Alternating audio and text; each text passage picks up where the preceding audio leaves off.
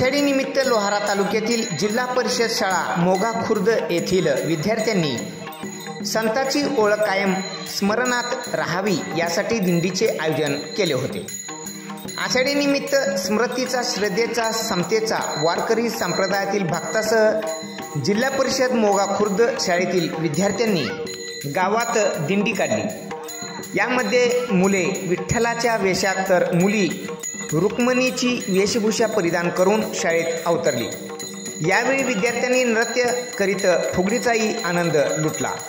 विठ्ठलाच्या वेशभूषा आराहान मुजावर, रुक्मिणीच्या वेशात आरुषी घोडके यांनी साकारली।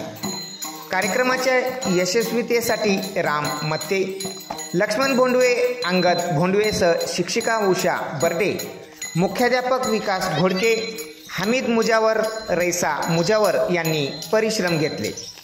यावेळी शाळा व्यवस्थापन समितीचे पदाधिकारी कालिंदा मत्ते, सुरेखा भोंडवे, गुंडूबाई मोहिते, पालक, विद्यार्थी मोठ्या संख्येत सहभागी झाले होते।